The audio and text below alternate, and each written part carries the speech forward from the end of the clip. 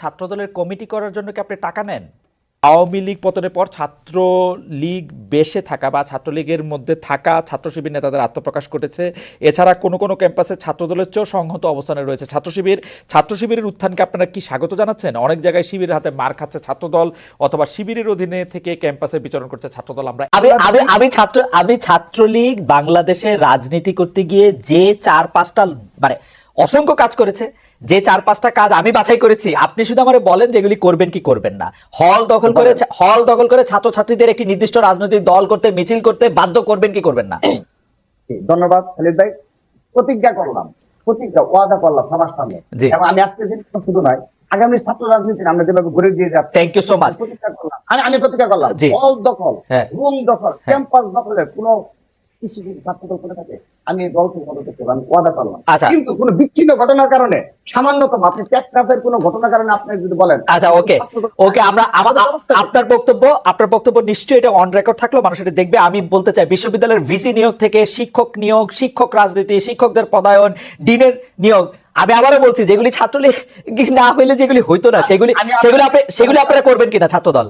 আমি ওয়াদা করছি, আমি জাতির সামনে ওয়াদা করছি, আমি আমার সংগঠনের পক্ষ থেকে ওয়াদা করছি, আমরা সেই রাজনীতি পুরোপুরি বিলুপ্ত ঘোষণা করছি। এবং যারা সামান্যতম এই ধরনের প্রভাব প্রতিপত্তিময় পেশিভিত্তিক রাজনীতি আমাদের একজন কর্মীও করতে চায়, তাকে আমরা সংগঠন বহিষ্কার করবো, আমাদের স্পষ্ট সিদ্ধান্ত। এবং আরেকটি এই পারপাসে আমি একটা কথা বলি, আমরা ছাত্রদলের সভাপতি, সাধারণ সম্পাদক সহ সুপার ফাইভ সহ শীর্ষ নেতৃত্ব সারা দেশ ভ্রমণ করছি। কোথাও আপনার কোনো শোডাউন, কোনো প্রকার কোনো মানে একজন সাধারণ ছাত্র হিসাবে যে ধরনের আচরণ, তার বাহিরে কোনো আচরণ কিংবা কোনো প্রোটোকল পেয়েছেন কিনা, এটি 3 মাসে আমি আপনারা তো এখনো ক্ষমতায় আসেন নাই, তবু কিছু কিছু কথা তো শুনি। আচ্ছা দুইটা, আমাদের সময় নাই রাকিব, আপনারা পাইছে আর পাবো না। আপনি যেহেতু প্রতিজ্ঞা করতেছেন, আরো দুইটা বিষয় আমার একটু প্রতিজ্ঞা করা দরকার। কলেজ বা বিশ্ববিদ্যালয় ক্যাম্পাসে কোনো ভবন, কোনো অন্য কোনো স্থাপনার ক্ষেত্রে চাঁদাবাজি করবেন কি করবেন না? আচ্ছা, আমি আপনার নিকট আরেকটি খালিদ ভাই নিকট কি করে রাখলাম, কারণ যেহেতু আপনার সাংবাদিকতা মানে খুবই উচ্চ মানের এবং আপনার সেখানে রয়েছে, যদি সামান্যতম সারা বাংলাদেশে কোনো কলেজ ক্যাম্পাসে সামান্যতম এই ধরনের লজিক আমি 3 মাস ধরে খুঁজতেছি, অল্প কিছু পেয়েছি, সামান্য ভুল ভ্রান্তি ব্যবস্থা নিয়েছি।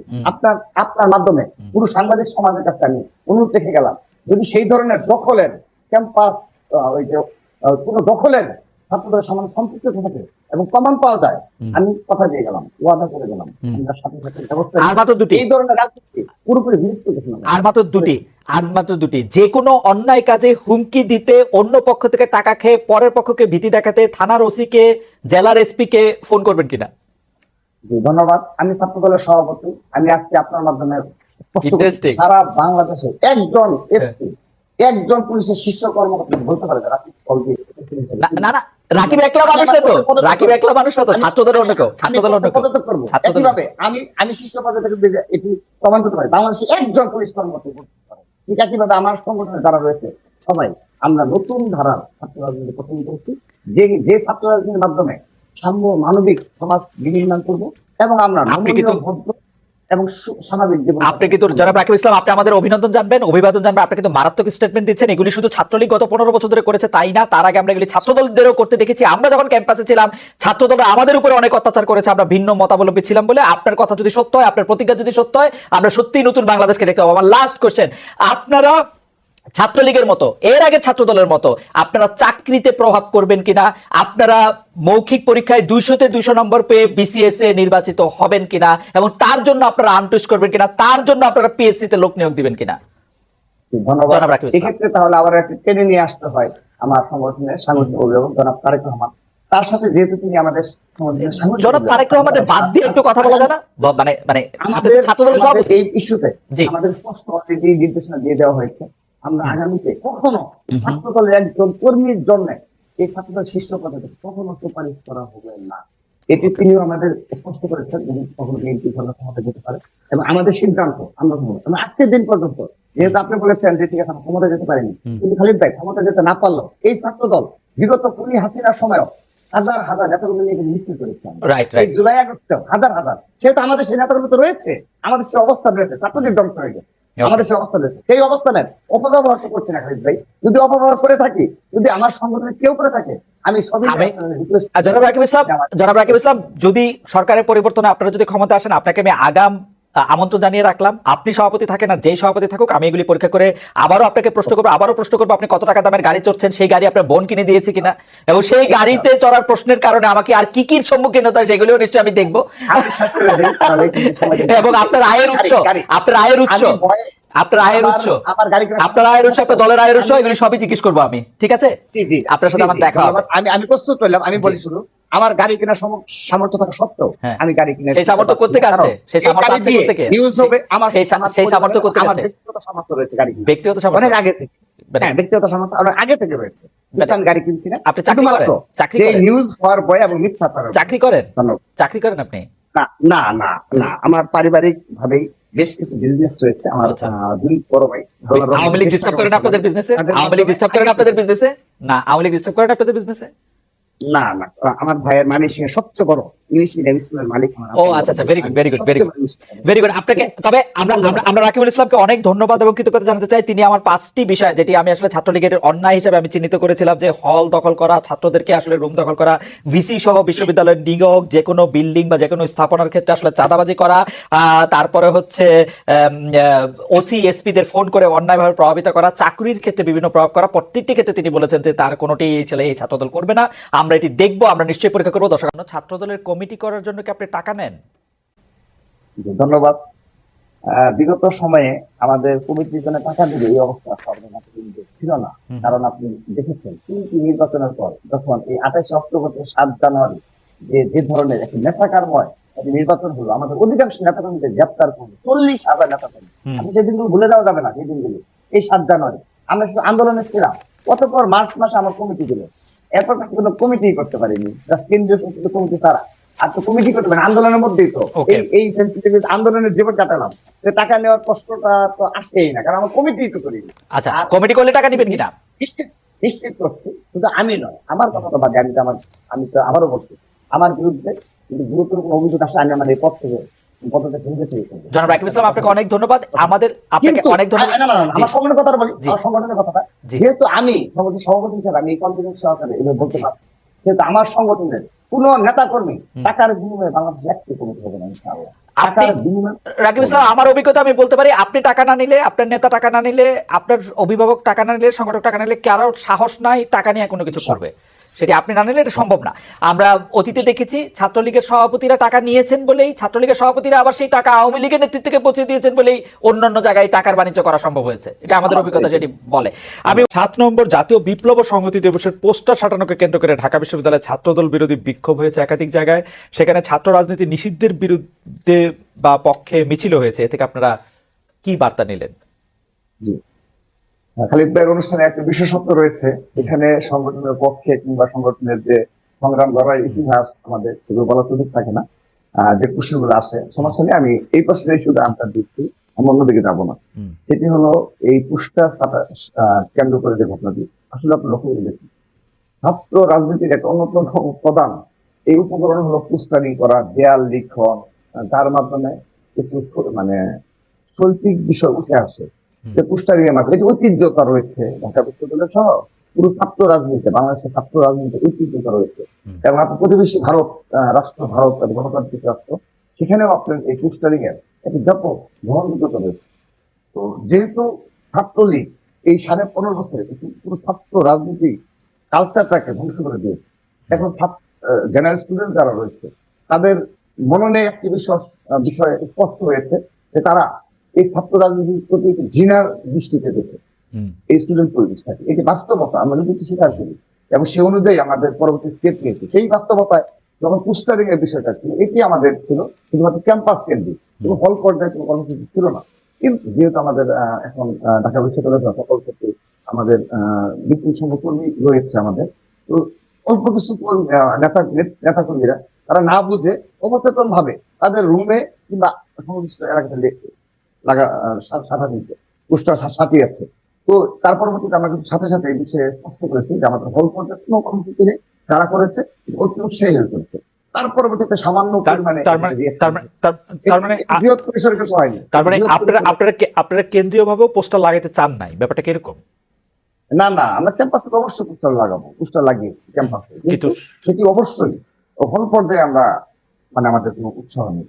হল পর্যায়ে আমরা আচ্ছা, এই সীমিত পর্যায়ে আকারে রাজনীতিটা করতে এই করতে পর্যায়ে যাচ্ছি, এই সীমিত পর্যায়ে আকারে রাজনীতি করতে যাচ্ছি। এই পর্যায়ে ছাত্র দলের সভাপতির কাছে আমি আরেকটু জানতে চাইবো যে শিক্ষাঙ্গনের লেজুর ভিত্তিক ছাত্র রাজনীতির বন্ধের দাবি ছিল জুলাই আন্দোলন থেকে, যে লেজুর ভিত্তিক সংগঠন হবে না ছাত্র সংগঠনের মধ্যে, এই দাবি এখনো হারিয়ে যায়নি। আমরা মোহাম্মদ ফাতেমার কাছেও এটি জানতে চাইবো যে এটি বেশ প্রকাশ্যভাবে আছে, কিন্তু আপনারা কি বিএনপির নেতৃত্বের লেজুর হয়েই থাকতে চান বা বিএনপির লেজুর হয়েই থাকতে চান? 24-এর এই আন্দোলনের পরে নতুন করে কিছু ভাবছেন কিনা? বৈষম্য বিরোধী সরকারের মন্ত্রী উপদেশ বৈষম্য বিরোধী এরা কিন্তু সরকারের মন্ত্রী উপদেষ্টা লেজুর না হয়ে অলরেডি এখন একটা শরীরে পরিণত হয়েছেন, তাদের একটা আলাদা জায়গা দেখা যাচ্ছে, কিন্তু সেইটা কিন্তু আমরা ছাত্রদল থেকে পাচ্ছি না। এই ব্যাপারটাকে আপনি একটু দেখবেন কিনা, দেখছেন কিনা? জি জি, অবশ্যই স্পষ্ট করছি। হুম, হুম।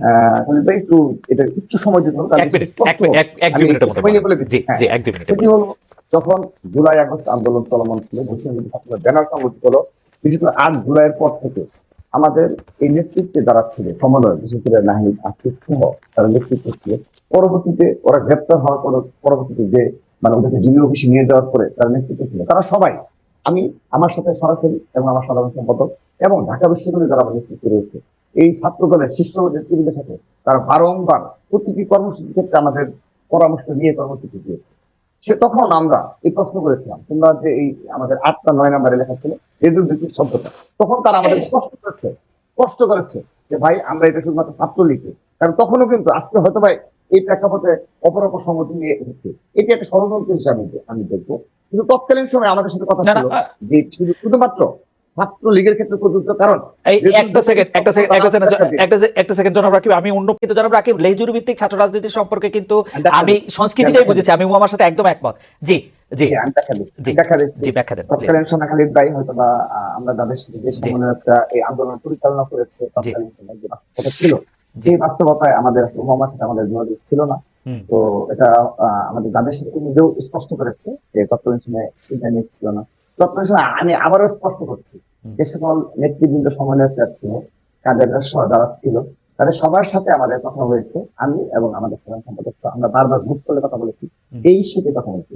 তখন তারা বারবার এই ছাত্র দলের যে এই যে জুলাই শুরু থেকে যে সমর্থন এবং আমাদের সারা ক্যাম্পাস গুলোতে বিশেষ করে কার্জন হলে সংঘর্ষে আমাদের যে ছাত্র দলের নেতা কর্মীরা যে প্রতিরোধ গড়ে তুলেছে, সেগুলো তারা খুবই কৃতজ্ঞ চিত্তে স্মরণ করেছে এবং তারা আমাদের বারবার আশ্বস্ত করেছে এই টার্মটি শুধুমাত্র ছাত্রলীগের। আচ্ছা ঠিক আছে, এখন ঠিক আছে, আমি শেষ করে দিচ্ছি। জি জি শেষ করে দিচ্ছি জি ভাই। জি। এখন যখন খুনি হাসিনা পালিয়ে গেছে, ছাত্রলীগ ধ্বংস হয়ে গেছে, এখন যদি আপনি এগুলোর মাধ্যমে এই লেজুভিত্তি দিয়ে এই আন্দোলন সংগ্রামে বিগত 15.5 বছরে একমাত্র সবচেয়ে বেশি নির্যাতিত প্রকাশ্য রাজনীতির মাধ্যমে একমাত্র নির্যাতিত ছাত্র সংগঠন গুম খুন শত শত নেতাগুলো গুম খুন হয়েছে। এই সর্বশেষ জুলাই আগস্ট আন্দোলনে আমাদের 150 থেকে ছাত্র নেতাকর্মী হত্যা করা হয়েছে। এই বাস্তবতায় আপনি ছাত্রলীগের মতো করে ছাত্রলীগকে নিয়ে বলেন, এটি খুবই দুঃখজনক। এটি জুলাই আগস্টের বিপ্লবের পরিপন্থী এবং আপনি এটি খুবই দুঃখজনক যে আপনি একই চোখে ছাত্রলীগ এবং না এটি একই চোখে না জনাব রাকিবুল ইসলাম। আপনি কি মনে করেন যে ছাত্র দল বিএনপির অঙ্গ সংগঠন হয়ে যেটি হলো যে সহযোগী? আচ্ছা না, নামে তো সহযোগী সংগঠন, সারাক্ষণ তো স্লোগান দেন হচ্ছে বিএনপি নেতা নেত্রীদের, তাই তো? না না, এখানে আমাদের একটু স্পষ্ট করে খালিদ ভাই, তাহলে আপনি না মানে আপনাদের স্লোগান কি একটু চেঞ্জ হয়েছে? ছাত্রলীগ তো আমাদেরকে শেখ হাসিনা ছাড়া কিছু শোনায় নাই কয়দিন, শেখ হাসিনার নাম করে করে যত অন্যায় যত অত্যাচার যত কিছু সবকিছু করছে শেখ হাসিনার নাম করে। আমাদের পরিবর্তন হয়েছে, না পরিবর্তন। আপনাদের স্লোগান দুইটা একটা বলেন তো একটু শুনি। আমাদের ইতিমধ্যে আমরা ছাত্রদের একটা বুকলেট করেছি, যেগুলো কয়েক লক্ষ বুকলেট আমরা সারা দেশে করতে হয়েছে। এবং সেখানে আমাদের ছাত্র দলের এখানে কোনো বিএনপি কোনো শব্দ নেই, শুধুমাত্র ছাত্র দলের 31 ছাত্র দলের পক্ষ থেকে আমাদের কিছু প্রতিশ্রুতি আমরা সেই লিপিবদ্ধ করেছি এবং এই বক্তব্যগুলো জেনারেল স্টুডেন্টদের দিচ্ছি। এখন এই প্রতিশ্রুতিগুলো কি? যেমন আমাদের যে শিক্ষা ব্যবস্থা, একটি এক্সাম্পল দিচ্ছি, আমি সার্টিফিকেট দিবেন। আমাদের প্ল্যানিং করে আমরা আমাদের একটা রিসার্চ সেল রয়েছে ছাত্র দলের, আমরা বসে বললাম যে নতুন কি চালু মানে নিয়ে স্টুডেন্টদের কাছে যাওয়া যায়, অর্থাৎ উৎপাদনমুখী কর্মমুখী এবং জীবনমুখী শিক্ষা প্রদান করতে হবে। অর্থাৎ শিক্ষাবিদদের বিশিষ্ট শিক্ষাবিদদের নিয়ে একটি কমিশন করে, এটা একদিনে হবে না, কিন্তু এই দিকে এই শিক্ষা ব্যবস্থা নিয়ে যেতে হবে। সার্টিফিকেট নিয়ে না, সেখানে জীবনমুখী, কর্মমুখী এবং উৎপাদনমুখী, যেটি শহীদ রাষ্ট্রপতি জিয়া রহমান সময় আপনাদের প্রতিষ্ঠানের ছিল। তা আমরা এটি নিয়ে আমি আপনাকে শেষ করে দিচ্ছি। বিএনপির ভারপ্রাপ্ত চেয়ারম্যান, আমাদের ছাত্রদের সাংগঠনিক অভিভাবক জনাব তারেক রহমানের সাথে আমরা বৈঠক করেছি। তাকে আমরা বলেছি যে ছাত্রদলের পক্ষ থেকে আমাদের এই দাবিগুলো ছিল, আপনি আপনার মতামত জানতে চাই। তখন তিনি আমরা আশ্বস্ত করেছেন যদি বিএনপি জনগণের ভোটে ক্ষমতায় আসতে পারে, ছাত্র দলের এই ইস্যুটাকে তিনি প্রায়োরিটি দেবেন। এরকম আর 5 থেকে 7টা ইস্যু আমরা তার সাথে বোঝাপড়া করেছি। এখন এটি কি হয়ে গেল? এটি কি লেজিটিমেট হয়ে গেল? Let me finish. অন্যায় হয়ে গেল? এটি কি এটি কি রাজনীতির সাথে সামঞ্জস্য যায় না? এটি না, তিনি তো আমি আওয়ামী লীগ পতনের পর ছাত্র লীগ বেশে থাকা বা ছাত্রলীগের মধ্যে থাকা ছাত্র শিবির নেতাদের আত্মপ্রকাশ ঘটেছে। এছাড়া কোনো কোনো ক্যাম্পাসে ছাত্রদলের চেয়েও সংহত অবস্থানে রয়েছে ছাত্র শিবিরের উত্থানকে আপনারা কি স্বাগত জানাচ্ছেন? অনেক জায়গায় শিবিরের হাতে মার খাচ্ছে ছাত্রদল, অথবা শিবিরের অধীনে থেকে ক্যাম্পাসে বিচরণ করছে ছাত্রদল। আমরা 1 মিনিট আপনার কাছে এটা শুনতে চাই রাকিবুল ইসলাম, যে আপনি তো নিশ্চয়ই ইয়াগুলি পড়েছেন, শিরোনামগুলি জেনেছেন, পড়েছেন, ঘটনাগুলি এসেছে আপনার কাছে। ধন্যবাদ। আমরা স্বাগত জানাই প্রকাশ্য রাজনীতি। বিগত 15.5 বছর একমাত্র বাংলাদেশের সংগঠন যে বৃহৎ পরিসরে অপরপর ছাত্র সংগঠনগুলো তারা প্রচেষ্টা চালিয়েছে, তাদের প্রচেষ্টা ছিল, কিন্তু ছাত্রদল একমাত্র সংগঠন যাদের তারা বাংলাদেশের ঢাকা বিশ্ববিদ্যালয়ের সহ সকল ক্যাম্পাসে, সকল শিক্ষা প্রতিষ্ঠানে, কলেজ সহ এবং জেলা, মহানগর, উপজেলা, পৌর, ইউনিয়নে প্রকাশ্য ঘোষণা দিয়ে কমিটি করেছে, প্রকাশ্য ঘোষণা দিয়ে কর্মসূচি চালিয়েছে। অর্থাৎ আমাদের প্রকাশ্য রাজনীতি কোনো ষড়যন্ত্রমূলক, নিষিদ্ধ কিংবা গোপন কোনো সংগঠনের মতো নয়।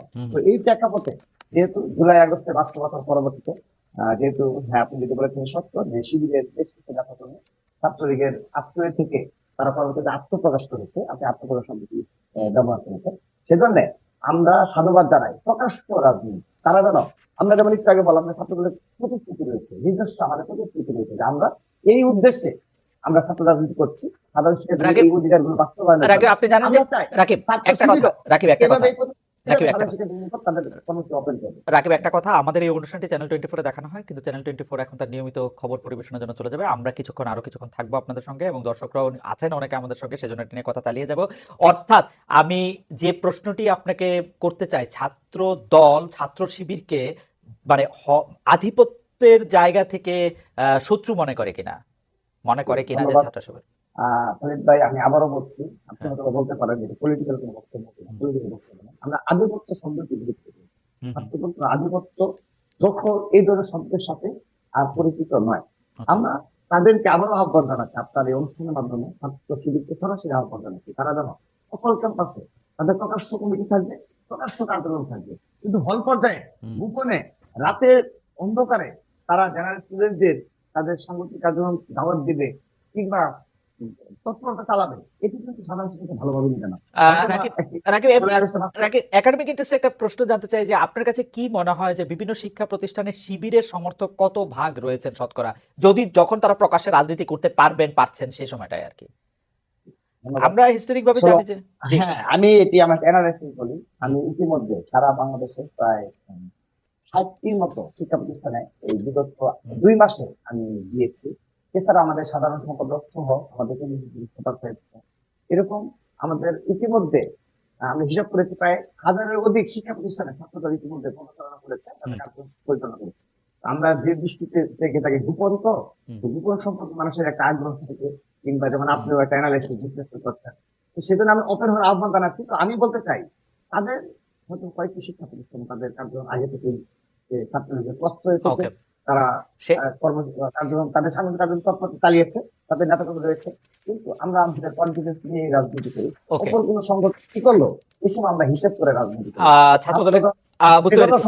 সময় উদ্ভাসিত ছিল, আগামীতেও ইনশাআল্লাহ বাংলাদেশের সাধারণ শিক্ষার্থীদের মুখপাত্র হিসাবে ছাত্রদল প্রতিটি ক্যাম্পাসে রাজনীতি করে যাবে ইনশাআল্লাহ। ওকে, এটি এই পর্যায়ের শেষ প্রশ্ন।